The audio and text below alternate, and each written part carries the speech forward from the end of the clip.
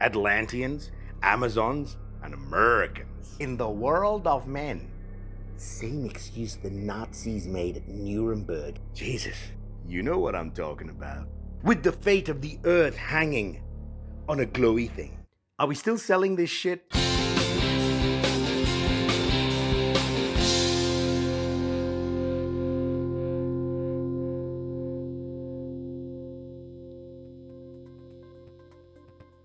A harrowing journey from Zack Snyder's brain to our eyes. But at long last, the true vision of Justice League has been realized. And it is everything a superhero movie should be. Gods and devils, bombast and quietude, punching and mind games, good and evil, sacrifice and hope. With the fate of the Earth hanging on a glowy thing. Justice League, glowy thing. Iron Man, glowy thing. Spider-Man, glowy thing. Captain America, glowy thing. Glowy thing, glowy thing, glowy thing.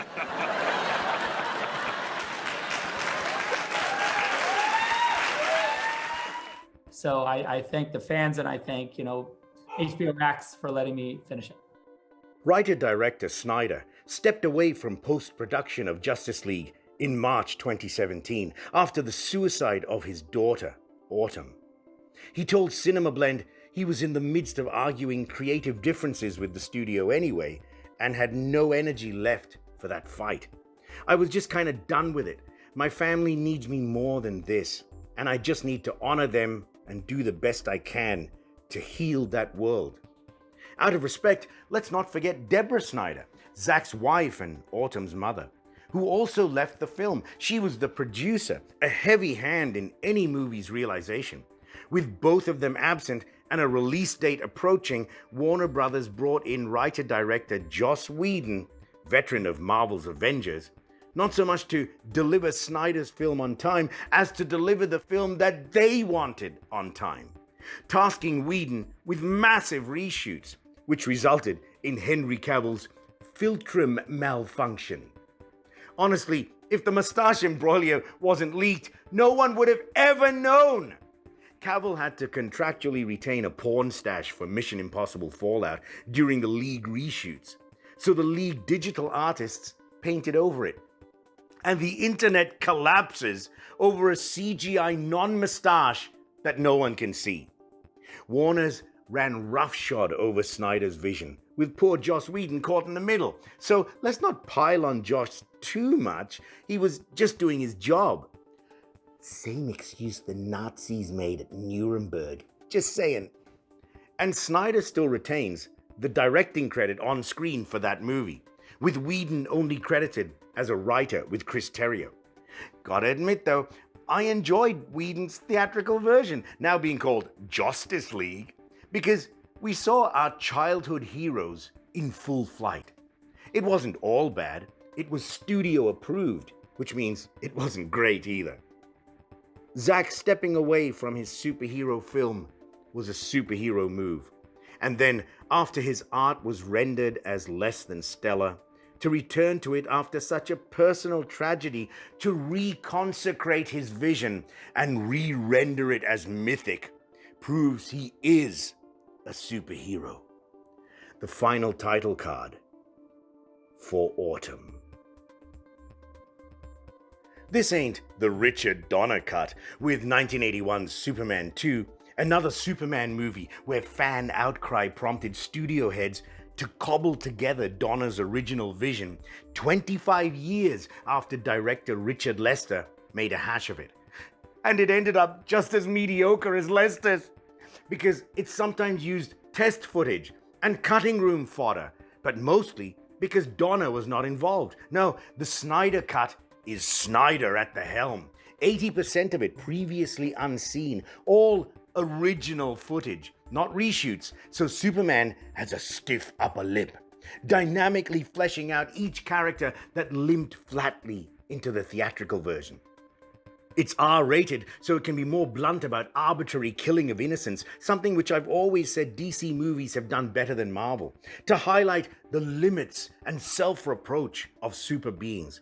There is swearing, imperiling children, cruelty to animals, nudity all up and down Wonder Woman's thighs. The only thing missing is blackface. No, wait. At 4 hours long, Snyder's vision is a monument to what superhero movies can be if given the time to breathe. And also a shot across the bow to the moribund theater system that tyrannizes filmmakers into 2-hour releases, so they can get a maximum amount of screenings in. With longer films, they lose income because less screenings equals less butts on seats per viewing day. So with all the new platforms for viewing movies, filmmakers, especially auteurs, need not bow to the stranglehold on their art. This epic movie proves, if you film it, they will come. But a caveat that a movie has to be good to sustain interest over multiple hours, so don't all rush out and film 4-hour Rob Schneider films. Jesus. In its first minutes, Zack Snyder's Justice League impresses, as we see Superman dying at the hands of the monster Doomsday, yelling in agony, the climax of 2016's Batman v Superman. And it's elegantly portrayed how his death cries reverberate around the world, waking 3 alien artifacts called Mother Boxes, and alerting the races who guard them: Atlanteans, Amazons, and Americans. So once again, Justice League opens with Superman, but not like the 2017 version in cutesy cell phone video for kiddies, rather depicting an elemental force whose power is so great it triggers the boxes, which we would learn are change machines that sensed cataclysm in the very fabric of matter when such an extraordinary power was extinguished. Are you starting to perceive the high ground Zack Snyder is hailing us from?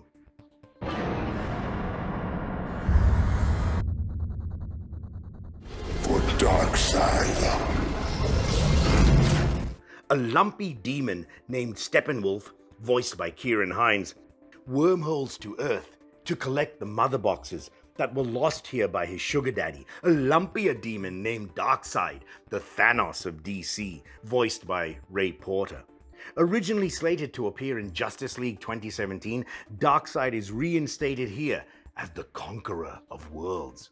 Also, just to be precise, Darkseid was created by Jack Kirby in 1970, before Jim Starlin created Thanos in 1973.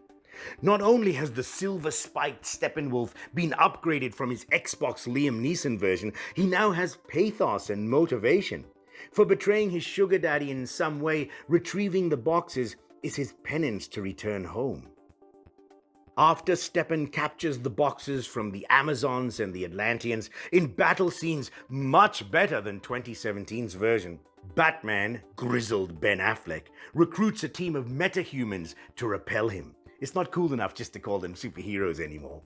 The Aquaman, warrior Jason Momoa, and Barry Allen, not yet called The Flash, hipster Ezra Miller, while Wonder Woman, salubrious Gal Gadot, recruits a man of steel parts known as Cyborg, stoic Ray Fisher. But even with battle posing as cheesy as a German cheese factory, their combined punching of Steppenwolf proves inadequate, and they need the oh boy punching of Superman as well, Henry Cavill. But he's dead. With Cyborg holding the last mother box, the gang hits upon a great marketing ploy: bring back Superman. They realize that this instrument Darkseid uses for death can also be used for life. Because it's magic, who cares? F you.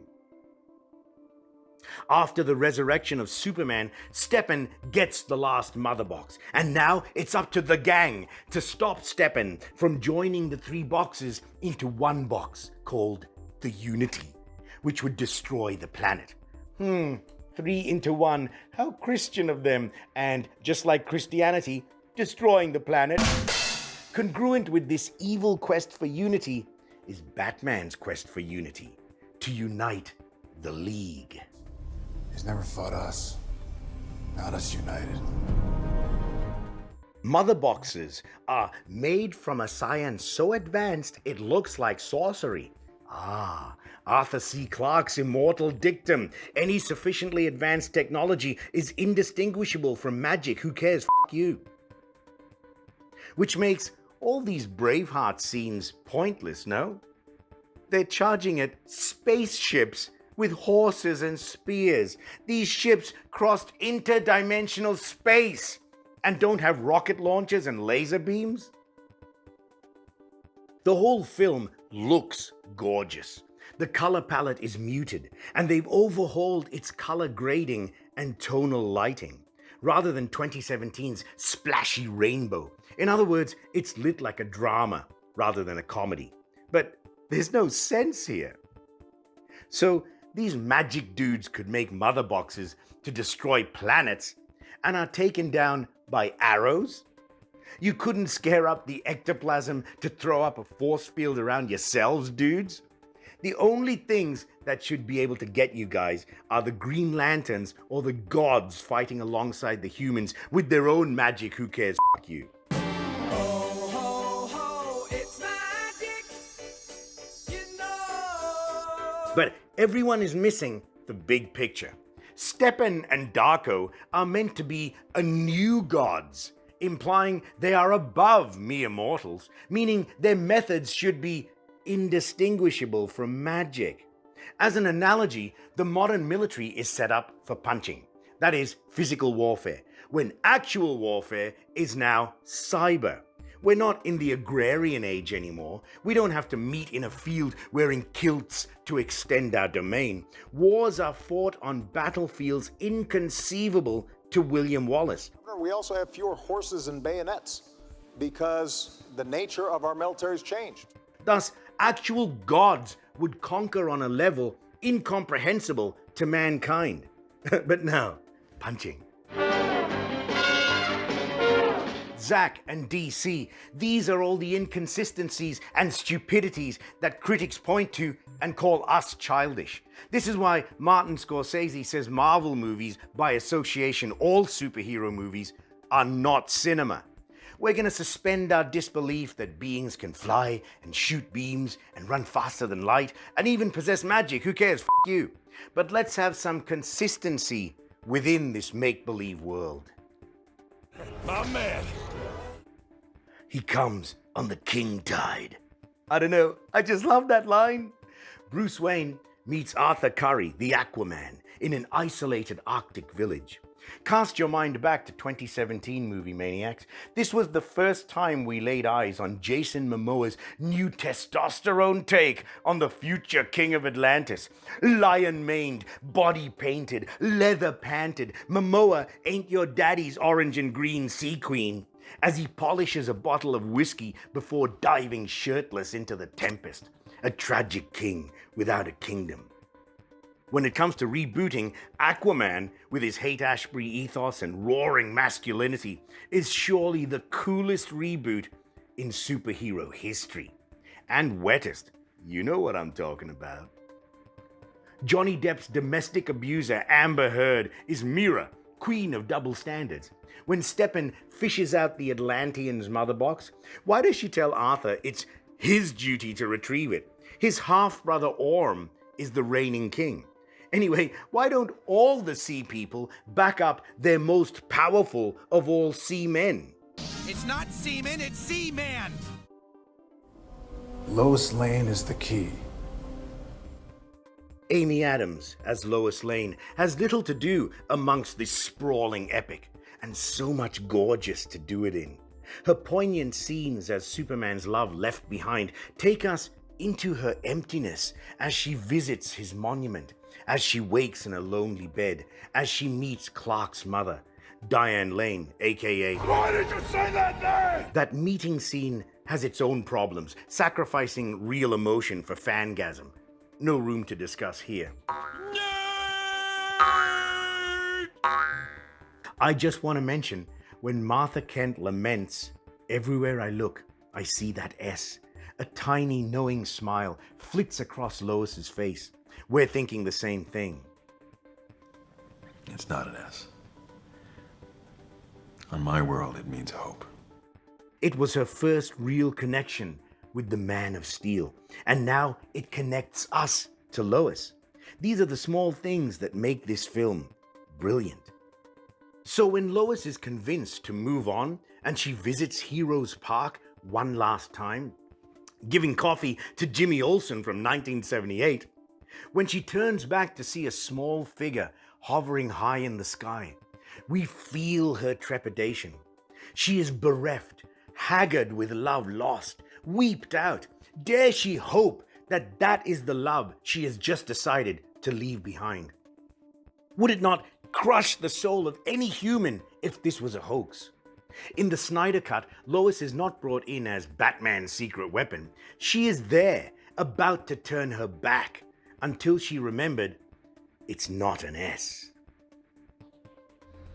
Believe it. Enter Wonder Woman and her vaguely Mediterranean theme song. Every time she is on screen. Every single time. It's like they're trying to wipe some other song from our memory. Imagine there's no heaven. It's a fantastic scene as a superhero vignette and a woman empowering inspiration. She stops terrorists from blowing up a bank. Then she blows it up herself. Oh, but she needed to dramatically kill a bad guy, so that's okay. A little girl asks, "Can I be like you someday?" And Wonder Woman lies to her. You can be anything you want to be. Are we still selling this shit? Or was the girl talking about being a murderer? Her people, the Amazons, we feel their power. They are now not just tight abs for us to drool over. We see the relationship of those tight abs to their extraordinary strength and single-minded purpose. When Steppenwolf attacks the Mother Box fortress, not only do they nearly bring him down, they sacrifice their lives for their queen and their cause. But again, why don't they help their princess in the world of men? Nah, just shoot an arrow at her and she'll know what to do. I mean, you and the humans and Atlanteans all joined forces millennia ago. The threat to your very existence isn't a big enough reason to step outside your nunnery? Without seeming like wokeness, the demigod Wonder Woman is more integral to the fight against Steppen. And I do like the way he gets in her head with lies about abandoning her homeland and placing their deaths on her head. In the end, she takes his. In Snyder's original dynamic climax, as he tells us, "I use gods to kill gods."